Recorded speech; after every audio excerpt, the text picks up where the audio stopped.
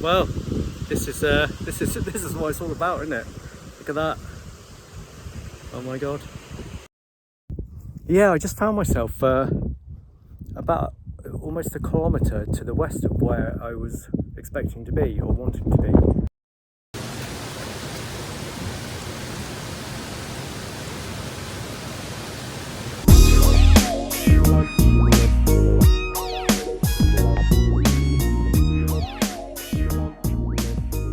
Right, it's just before 9 AM now. I've just been to the reception and spoke to them about moving the van. The weather forecast is good today.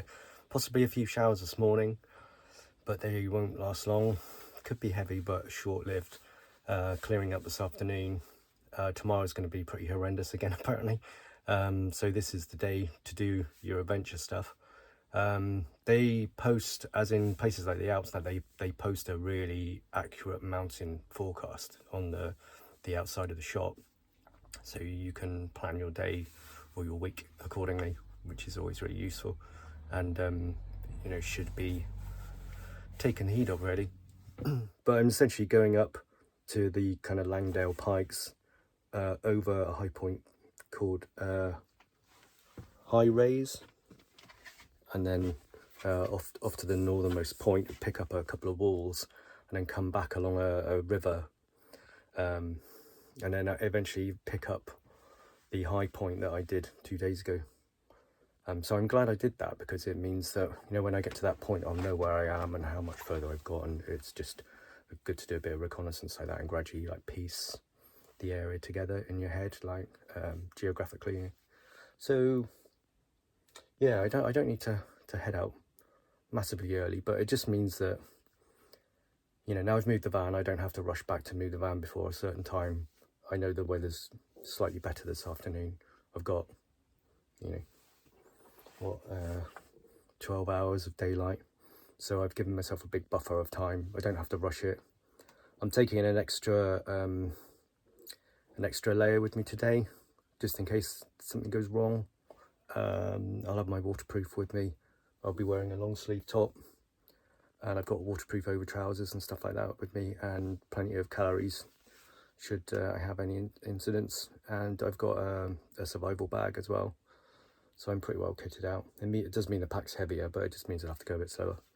But it's more, these kind of adventures are more about, I suppose, are just like the short 6-mile runs where you can just hammer it. The longer ones of like half marathon distance, it's more about the experience of being in the mountains, you know, hiking up the steep stuff at a good pace that gets the heart rate up to kind of marathon intensity, and then, you know, running the level bits and the downhill bits. You know, all the descents are always really great to run down, but it's more about the experience of being in a really wild environment.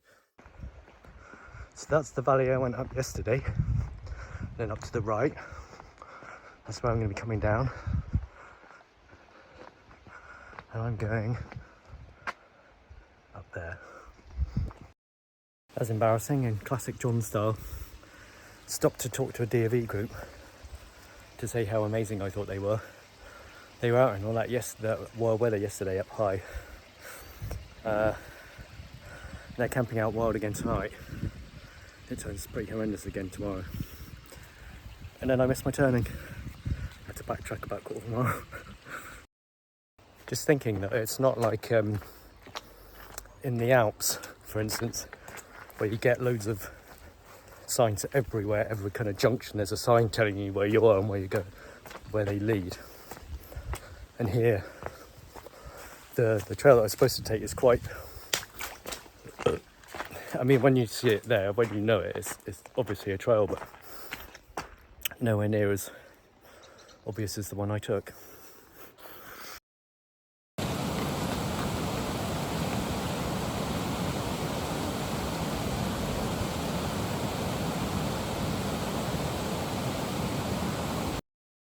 It's quite tricky to see where the path is, but I think it goes up along the edge of that riverbed and then up that rib. There's some people up there. I'm not sure if they're climbing. Yeah, it goes across here and then up there. I've just reached a point here where the path became a bit vague, And there's a narrow path goes off to the left, but I think it goes to these crags here. They're obviously climbing crags. And the path actually comes up through these. But what I'm realising now is you notice that there sort of tends to be a fine debris along the path. And also, oh, there's a cairn there. But also you can see where the rock is polished by the passage of so many people. We're starting to get some sunny spells now. I think that's probably Windermere. But it looks absolutely gorgeous in this weather. It's quite nice to have a bit of cloud cover as well. It makes it look really dramatic. Right, I've come to a point where on the map it shows the paths split in two. I need to take the right fork. I'm just trying to work out how it negotiates this peak here. I'm not sure whether it goes up through the valley or around the outside. Can't quite suss it out on the map yet. I think I need to walk on a bit further so I can see where the paths are. Wow, look at this. It's incredible. Right, well, it looks like my path goes down here, across the river, and then that way. And there's a bigger path I can see that comes up from the other side of the river over here, and then up and around to the right. This is stunning. Well, this is what it's all about, isn't it? Look at that. Oh my god. And behind.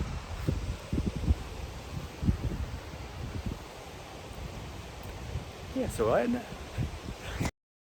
Yeah, so the path I want to take is up there. Kind of goes up to the left of the peak and then heads north, up behind the peak or onto it. And I can see just on the horizon up here, on the top there is a cairn. So that's where I'm at.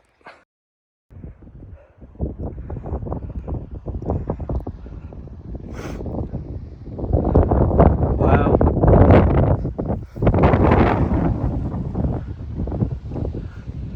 We're going up here.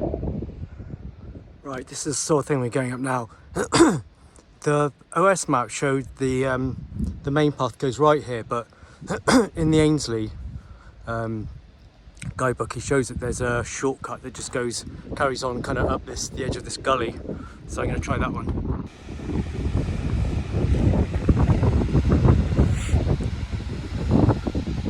Right, we've got to go up there. So I've just stashed my poles because it looks a bit hands-on. Right, I'm now at Thurnacar Knot, and I'm heading towards High Raise, which is that in the background. And then I can either turn back and drop down into the valley, or carry on a little bit further north west, which I won't really do. The weather looks like it's going to hurt. But then I drop down at that point, so I'm less likely to encounter any kind of bad weather. That's coming tomorrow. Oh, I can see the coast up there as well. Yeah, I just found myself about almost a kilometre to the west of where I was expecting to be or wanting to be, and it turned out that I'd followed this path and then I'd turned off earlier than I should have done. I think it's just because I keep looking at the landscape. It's just so beautiful. And I got chatting to this chap and then looked at the path and realised I was looking down into the valley that I'm going to return on. So I've just ascended back up to Thurnacar Knot, and then I'm going to go to High Raise, and then I'll be heading down. And I want to do that fairly swiftly. It is slightly unnerving, thinking that you think you're on the right track, and I mean, if the cloud was down, it would have been a little bit awkward, especially after speaking to that guy who got rescued. So I need to sort of sit down and learn and work out exactly where I went wrong. But looking back now, I can actually see the path that I should have stayed on. I was on the right path and then I veered off. I think it's because I saw someone else up on one of the tops. I thought, oh, that must be it. But there are paths all over here, so it's easy to get mixed up if you're not really concentrating. So that's High Raise up there. We're going a couple of kilometres beyond that, continuing north, and then we'll be dropping down into this valley I think we go along that valley and then up over this ridge and then down into this valley. Right, so I'm going down here, just out here and along, and there's the path there, then it drops down into that valley, and then I'll be coming behind this and back. So I've done about 5 miles, so almost halfway. Right, I've reached Greenup Edge, and now I've got to run about 2.5 kilometres north-northwest down to Smithy-Mire Island, it's called. And at that point I head south again. Yeah, pretty amazing spot. I've just come down that, and a lot of the path, the kind of peat had just been washed away, so you're running down a stream, basically. So I'm going to push on, just quick hold on here. So you've just come down from here. It's high raise.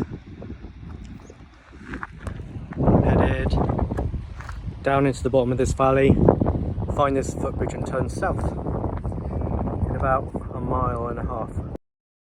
I'm feeling quite an interesting mix of emotions here because I'm just coming up to the turn off for the bridge that takes me back. So I'm, around about halfway, probably a bit over halfway. But I'm leaving the security of this lovely sunny valley ahead of me with a little village and everything to head back into the mountains again. And there's basically nothing for about 6 miles until I get back to the campsite. But I'm committed now, and I'm very comfortable with it. But it's just funny because it's been quite a wild run already. It's 7.2 miles, so I did go off piste a little bit for a while. But I feel fine. I feel really good. Body feels really good, so it'll be great. Okay, here's our bridge. We're heading in that direction.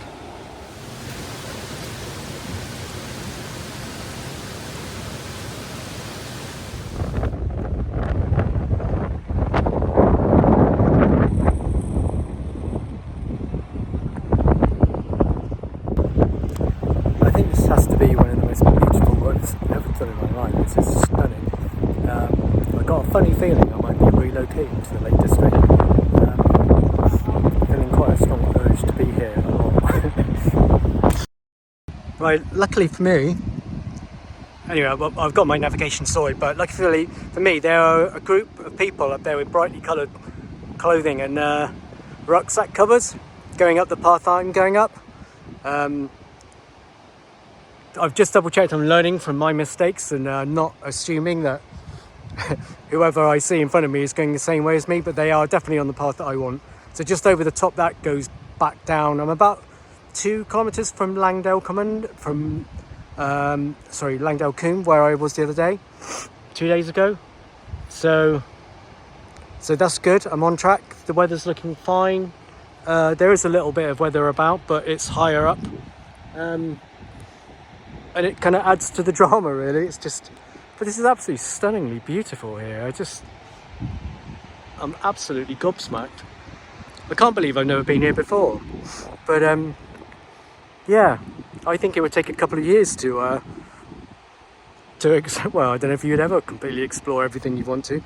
But anyway, I'm going to just double check my map and follow those people up and get stuck into the ascent. I've been going for 4.25 hours now, 9.45 miles.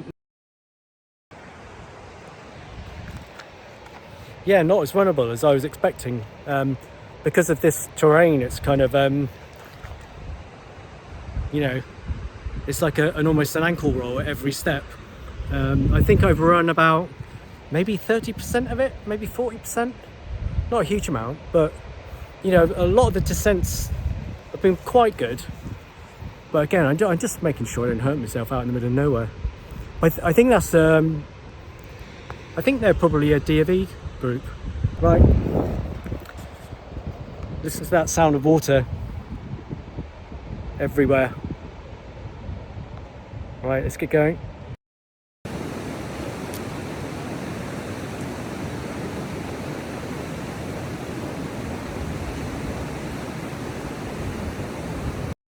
I just stopped to double check where I am.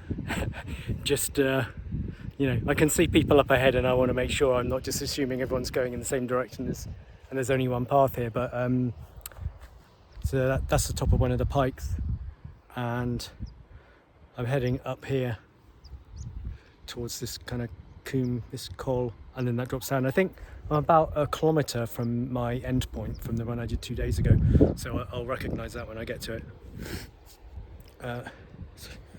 Bloody great fly on my leg. Right, I can feel a few spots of rain as I head towards the valley that I'm staying in.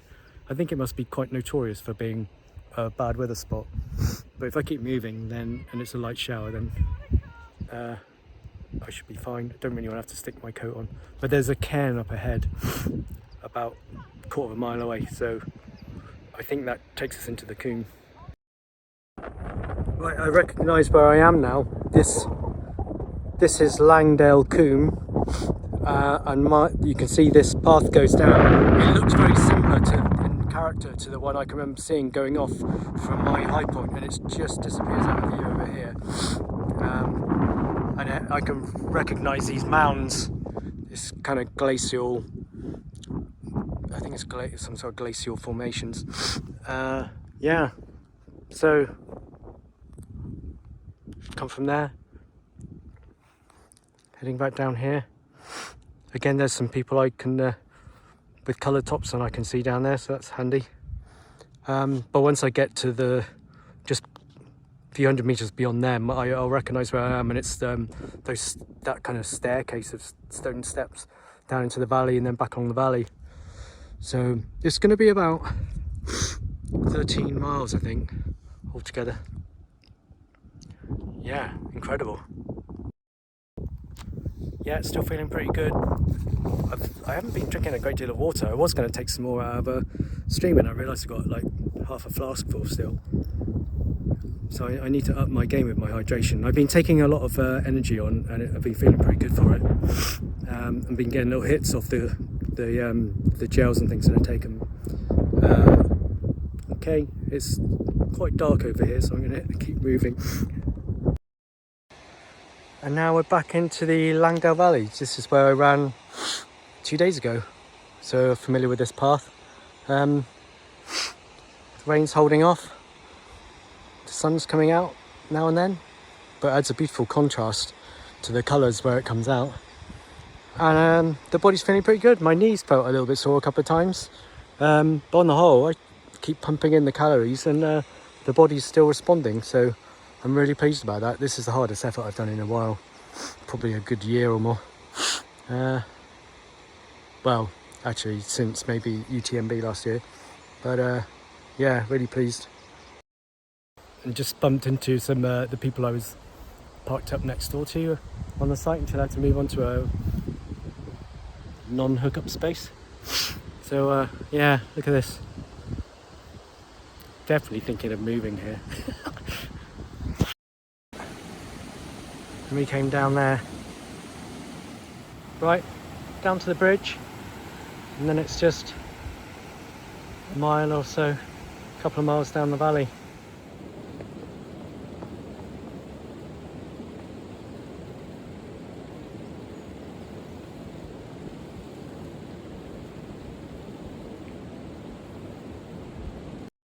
I've got to say, this is definitely one of the most rewarding runs I've ever done. I mean, I love the stuff I've done on Snowdon, but that has a very different character to it in the lakes.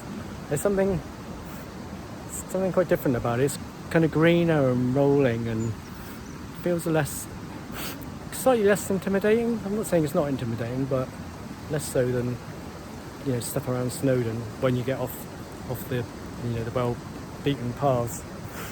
Anyway, I'm gonna try and put in a bit of an effort running back, see if I can do a sustained effort after 5 hours 20. See if I can do a good zone 2, zone 3 effort to finish. And I'll do a recap at the end. Okay, that was 14.1 miles, 5 hours 46. With all the stopping and starting, talking to people, filming, looking at the views. Maybe I'll put on here on what it says on Strava, the ascent, and actual moving time. But I still felt really strong at the end. I kind of ran steady, kind of anaerobic threshold pace for the last kind of half a mile, and it felt really good. So it's really promising. I feel as though I'm getting quite a lot of fitness back now, and to feel that strong at the end of 14 miles and all that ascent, it's got to be something like maybe 4,000 feet of ascent, maybe more. I still don't feel quite as strong as I have done, but I feel as though I'm getting there. Right, I need to do some stretching, and did take quite a few calories, so I'm not hungry at the moment, but I'm expecting hunger to kick in big time in about 2.5 hours time.